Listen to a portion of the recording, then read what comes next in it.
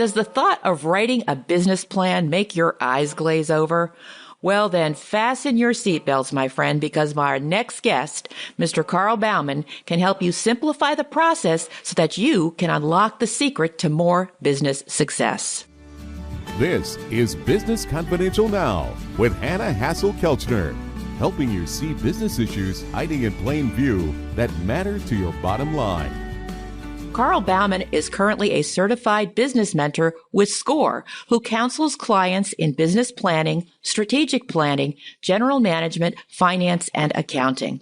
In the past 4 years alone, Carl has had 37 clients launch businesses, creating over 151 new jobs. That is just amazing.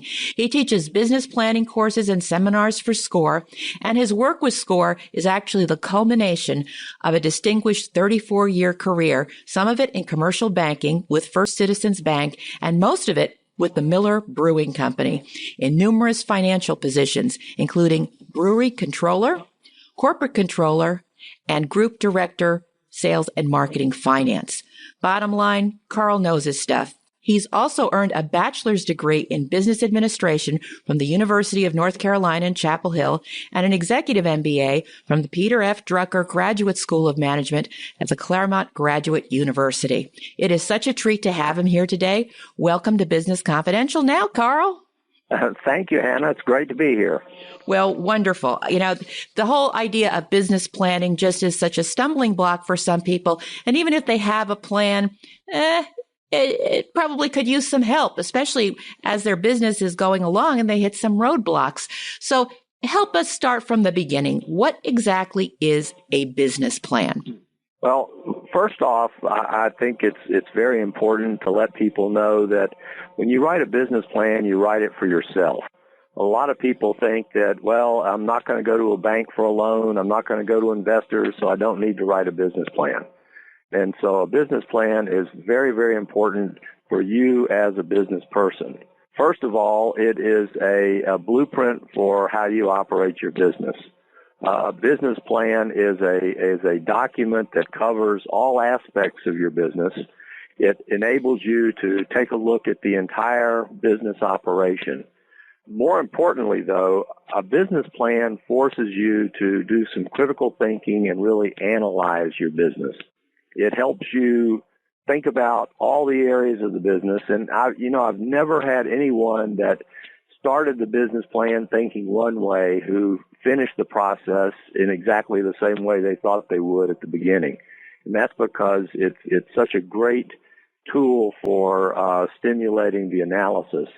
And finally, once it's written, it's a terrific communications tool because if you have staff members, it enables you to train them to get everybody on the same page because every business wants to consistently deliver both their marketing messages and their products and services to continually strengthen their brand. So it's hard to say in one sentence what a business plan is, but it is all of those things. Well, it sounds like there's a lot of advantages to having one. So why do some startups or even existing small businesses resist writing one? I think the number one resistance is probably the time it takes to do it. A lot of people see action as much more important than planning, and they want to get on with it. They want to get rolling, and I can certainly understand that. But it's so important that from the very beginning of your business experience that you acknowledge the importance of and take the time to really work on the business as well as in the business, because only by working on the business, and by on the business I mean planning and strategizing, working on figuring out ways to make the business more successful, to make it grow, but only by working on the business will you really grow the business, and you just need to take time to do that, and it starts with writing the business plan. Isn't a marketing plan enough? You know, a business plan is a marketing plan. I have clients who come to me and they say, I want to write a marketing plan. I said, great, let's write a marketing plan. But if you think of all the elements of a business plan, you need to write virtually the entire business plan for it to become a marketing plan. Let me explain that. You need a foundation before you can actually develop a marketing plan. And elements of that foundation are understanding your mission, understanding the values of your business and defining the values of your business, having a measurable vision where you want to go. I mean, to me, it's very hard to put a marketing plan together if you don't know where you want to take your business. Then you need to understand the dynamics of the industry. You need to certainly have an in-depth understanding of your customers, because your marketing plan is not worth the paper it's written on if you don't have that in-depth understanding of your customers. You need to have an understanding of your competition and how you're different from the competition, and what is your competition doing out there in the area of marketing. What do you like? What don't you like? What are their strengths? What are their weaknesses? How can you play off of that with your business? You want to understand the laws and regulations that affect your business. You want to have a strong operations plan so that you can deliver on your marketing promise. And at the end of the day, those are all the elements of a marketing plan. Then you add the marketing plan on top of that. Your brand description, your marketing messaging, how you're going to communicate your marketing messaging, and what is your sales process. So to me, a marketing plan and a business plan are one and the same. Well, that certainly makes a lot of sense when you explain it like that. And it also sounds like it'd be pretty difficult for any one person to have all of that in their head sorted out very well. Right. You know, normally when people start a business, they're very strong in the technical aspect of what that business is going to do. And I find many people have no exposure at all to business operations techniques, sales techniques, marketing techniques, market research. And so this really forces an individual to get into the business aspects of their enterprise. Well, that's a fair comment, because I found over the years that besides their own technical strength, one thing that's missing is legal literacy. They seem to think that, if I just incorporate, then that covers them for legal stuff and liability. Oh, I have insurance, but we all know that you don't get discounts for making a lot of insurance claims. If you make a lot, pretty soon you don't have it. Right. Plus, if you haven't checked out the regulations and laws, you could launch your business and be rocking and rolling for a few months, and then a knock at the door comes, and it's a regulator, and they shut you down. That's right. And there's some real horror stories about that. Doing your research and really planning for compliance with all the laws and regulations is an important piece of a business plan. Yep, most definitely. Well, it sounds like you've described the basic building blocks of a solid business plan. And are any of these blocks optional? The only one that I treat as optional is the industry analysis. And if a client comes to me and they've been in an industry for 10 years, 15 years, and really know the industry, we don't spend a lot of time on an industry section. Even if they're going to a bank, I tell them, write a couple of paragraphs, and just so you have a good overview of the industry, and there's no need to spend a lot of time on that. If I have a client that's brand new to an industry, then of course we do a full industry analysis so they know what they're getting into. And I've had clients that have come and they're jumping into a new industry, and they actually go through the industry analysis and decide that this business is not for them once they fully understand the ins and outs of the industry and the issues facing the industry. And so often you write a business plan, sometimes you write a business plan, and it turns out that once you do this analysis, it's not the way you want to go, or again, you change the way you want to go. But that's about the only part of the plan that I consider optional. Everything else is critical to the operation of the business. How much does the type of business someone wants to go in determine what goes into the plan? Say a service business versus manufacturing versus something else. Sure. The complexity and size of the business, the type of industry really dictates how long and how involved the plan is going to be. I've had people write plans that were, individual consultants at a very narrow customer base, customer segments, and written brilliant plans that were maybe 15, 20 pages long.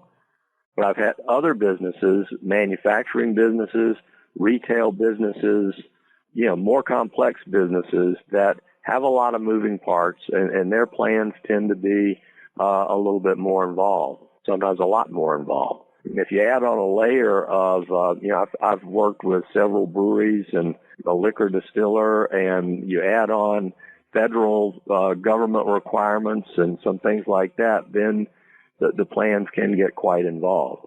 So it really depends on the complexity of the business. It depends on the complexity of the customer segments and some of those issues. Does that make sense? Yeah, it does make sense. Okay. But I guess I'm still wondering, in terms of topics, certainly, but within any particular topic, that's one of these building blocks. How much detail does someone need to get into? You want to put sufficient detail in there to where your plan can be understood, even though the plan is for you. You want to write it in terms of, or from the aspect of the customer. So let's take products and services. Products and services are often a section that folks, that they really know their products and services in their mind. They feel that everybody should understand their products and services, so they're pretty brief. They say, I do this, and this, and here are a couple of benefits, and then I always come back to them and I say, no, you really need to explain this, just like your customer absolutely doesn't know what you're talking about. And so when you sit down and write this in terms of how you would explain this to a customer who has no clue what you do, then it becomes more detailed. You go more in depth in the features. You go more in depth with the advantages. And advantages are those features that your competition doesn't offer. You go more in depth with the benefits or the value proposition and the unique value proposition and how the service works, how the product works. And usually with my clients, we put all that information on their website because today we're in the age of the buyer, where we used to be in the age of the seller. Before the internet, you'd get all your information from the seller. Not all, but maybe 75, 80%. You'd let your fingers do the walking through the yellow pages, and you'd call them up or go to their place of business, and that was your only source of information for whatever it is you wanted to purchase. Now with the internet, businesses have about 20, 25% of the input for the buyer. And you want to make that work. You want to really help them evaluate the products and services that you are trying to sell to them. Some people just want the Cliff Notes. So when I have people put this on the website, I do a Cliff Note version, just very brief, here's what we do. But then I have a Learn More button where you put all the detail. Here are all the features. Here are the advantages. Here are the benefits. Here's the unique value. Here's how it works. Because I think a lot of people are looking for that. And that's a section that I would definitely make sure that everybody writes a robust description of their products and services. I like that idea for the website. A brief sketch and then the Learn More button for those people that want a deeper dive. I think that's a terrific technique. Yeah, well, that way you accommodate all the learning styles. That's right. That's right.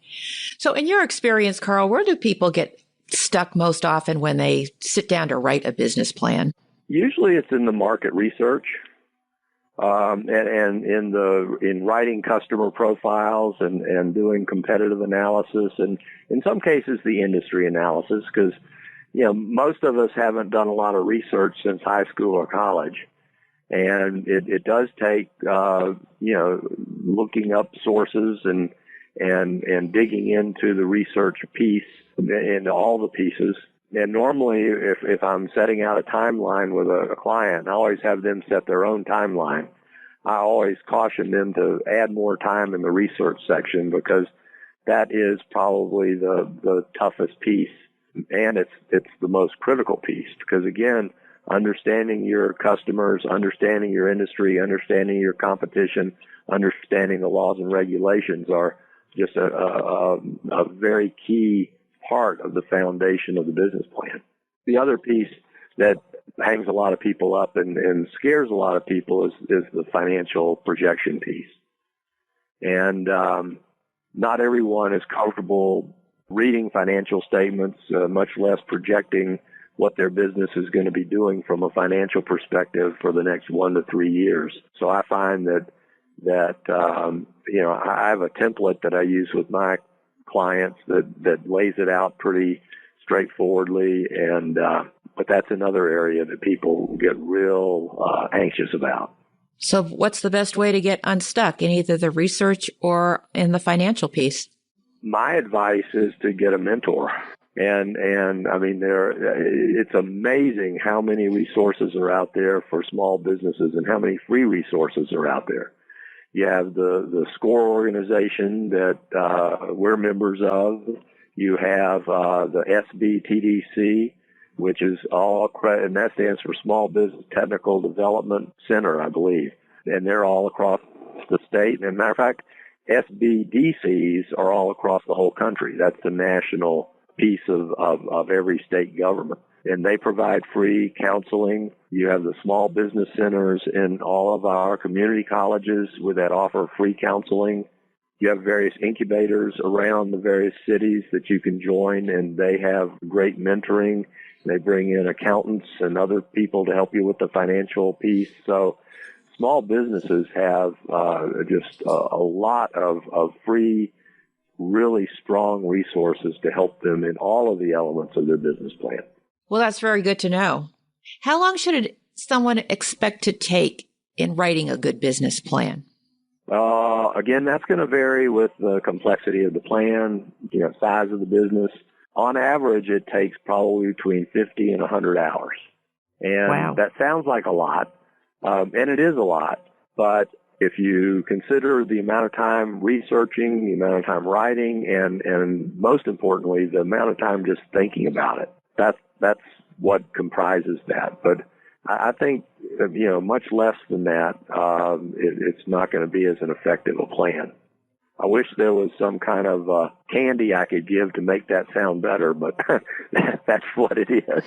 Well, if that's the reality, that's the reality. And it sounds like there's certainly a lot of benefits to doing that. It's like having a blueprint to building your home. You want to make sure you've got the right foundation. You don't want to build a sandcastle because it looks pretty for a little while and then until the first wave rolls in. That's exactly right. That's exactly right. And, the other reason you want to write a business plan, and I forgot to mention this earlier, is it helps balance your enthusiasm with the facts. And I would never be a proponent of losing your enthusiasm or your passion, because enthusiasm and passion are what drive entrepreneurs. It's so important. But at the end of the day, if you're investing all your savings or taking another mortgage out on your house or borrowing money from your family and you don't want to lose that, writing a business plan, you want to make fact-based decisions. And your passion and your enthusiasm will drive you through this whole process and make you successful. But at the end of the day, your business plan is a fact-based document and really, really helps you make those fact-based decisions. Perfect. Now, are there any other resources that you could recommend besides these mentoring groups that you've described earlier? There's some really good books. I'm trying to think of a couple of them off the top of my head. There's one called, I think, Writing Effective Business Plans. I don't know. Does your site have a place for references? Yes, it does. Okay, so I can give you a list of references because unfortunately I just can't rattle them off on the top of my head. But there are several really, really good business planning books. There are several books about marketing. One marketing book that I do remember, and I recommend it to all my clients, is Branding Basics for Small Businesses by Maria Ross. And it's a paperback, probably costs around $12, and it's one of the best marketing books that I've ever used, and I highly recommend it. So I will be happy to give you a list of books for your site because some of them are very well done. There's one by a group called SARE, and you can order it from SARE.org, which is a terrific workbook for planning like farm or rural businesses. And a lot of what's in that workbook would apply to any business. So I will give you a list of those. Wonderful. And we'll put that on the episode page on the website, Okay. businessconfidentialradio.com. So that's great. I always like to be able to put references and resources that people can use down the road, because it's one thing to listen to an interview like this and it all sounds good and you try to take notes sometimes, and sometimes it's so content rich. That's what I love about the experts that I interview, such as yourself, because you are such a wealth of knowledge. You know, I always like to think of it as you folks are a shortcut to business success, which is exactly why I'm doing this program. Sure. Yeah, a lot of what I learned is from these books, and I have a list of probably 8 or 9 that are just invaluable. Should be part of everybody's library. Absolutely. And matter of fact, I do give these lists to our public libraries and encourage them to buy them for their shelves too. So hopefully some of them will be at the library as well. That's great, because if you don't want them on your shelf, at least you can have access to them. But half the battle sometimes is having a little guidance from folks like you who can say, this book is better than that one. And, you know, if you're going to start with this one over here. Absolutely. So I appreciate that. The list I give you will be books that I've read and I would highly recommend. Awesome. I appreciate that, Carl. Sure. Now, when somebody's written a business plan, I'm sure there's this big sigh of relief. You know, they're looking at all these pages and going, yippee, I did it. You know, like, boom, there it is, the roadmap to the future. How often does it need to be revised? Is that one and done? No, it's never one and done. It's a dynamic document. It's not like a 10th grade English paper where you write it, turn it in, and get a grade, and you're done. You want to always keep updating it, because in reality, the minute you open your doors, you know, your business is going to be different than you planned it. There are always going to be differences, and you want to be constantly updating your business plan to reflect the learnings that you have once you're in business. You'll be updating your products and services as you add new products and services. You'll be updating your existing products and services write-ups for new benefits or new features that you add to those. You'll be updating your customer profiles as you gain more insight to your various customer segments. You'll be updating your marketing communications plan based on feedback on what works and what doesn't work, because you will have some marketing tactics that just don't work, and you want to drop those tactics. And that's part of what I talked about earlier about the importance of working on your business and dedicating some time to work on your business versus in the business. And so often business people, especially during a startup, they're just involved with just doing it and being in the business. And you have to force yourself to step back and work on the business so that the business can continue to grow and reach your vision of where you want it to be. So it is a dynamic document. Well, that's good to know, because certainly in the startup and emerging business, and even as a small business owner, for a long time, it can be overwhelming until you start to have more of a team and more employees that help you out because you're wearing so many hats. How often should somebody be re-examining their business plan, in your opinion? I think at least quarterly. Okay. Quarterly. If not more often. Because as things change, you need to go back and keep your business plan current.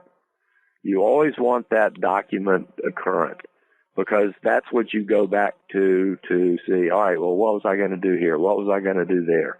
And when you bring people in, it's a great communications tool. You ought to be able to share everything in your document except maybe your financial projections, because that's personal to you.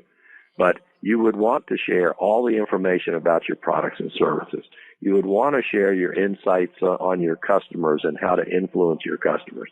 You'd want to share the insights to your competition. You want to share the marketing messages so that everybody is communicating the same message, so there's a consistency to your marketing. You want to share your operations procedures because, again, you want everybody following consistent procedures. You know, one of the great drivers of bad customer service is a lack of written procedures. Then you have one person does something one way, one does it another way. Some ways are right, some ways are wrong. Customers get an inconsistent experience, and that reflects on your brand. And so treat your business plan as a communications tool. And even if you don't have anybody working for you now, eventually you will. And when you bring them on, it's a great training tool. Gets them up to speed very, very quickly. So treat it as a dynamic document. Great advice. Great advice, as has been all of the content here and your tips and actually the perspective that you bring to business planning so that people understand that it really is the secret to more entrepreneurial success. It isn't just a make-work project. This is really being able to dig down to find the essence and create the roadmap to make it all work. Exactly. As our time is winding down here, I was wondering if you had any parting thoughts for our listeners on this really important topic of business planning. I guess my only parting shot would be do it. I'm very passionate about people writing thorough business plans. And I was in business for 34 years. I was in banking. I was in the beer business, and I was very involved with many different types of businesses when I was in banking. I was a commercial lender. So I saw business successes, I saw business failures, and the businesses that were more successful planned. And then at Miller, I was very involved with business planning at the brewery level, strategic planning at the corporate level, and for a couple of years I was involved with our distributor financial planning group, and we went out and worked with our distributors, and I found there that the distributors that had the stronger plans were the more successful distributors. So I don't come at this from an academic point of view. I come at this from 34 years of witnessing many, many businesses, and those that did and those that didn't plan. And I can assure you, the ones that planned and spent time planning and treated planning as an ongoing process were the more successful businesses. Wonderful. So for those folks that are listening that are starting out, give some serious consideration to writing a business plan. It's just a really valuable exercise. And for those folks listening who are already in business, maybe your business has hit a plateau and you're a little stuck. It's a great exercise to help you get unstuck, to be able to step back and see where there may be gaps, maybe some things that need to be further researched, some holes to be filled so that you can build the strong foundation to take that next quantum leap and reach the next level. That's well stated. Thank you so much, Carl. You're a delight. Welcome, Anna. Thank you so much, and thanks for having me on your show. I appreciate your time, Carl, and all that you do to help startups and other entrepreneurs be more successful with their business planning needs. If you're listening and you'd like to learn more about Carl Baumann or SCORE, that information, along with a transcript of our conversation, can be found over at the episode page at businessconfidentialradio.com. Thanks so much for listening. Please be sure to tell your friends about the show and leave a positive review.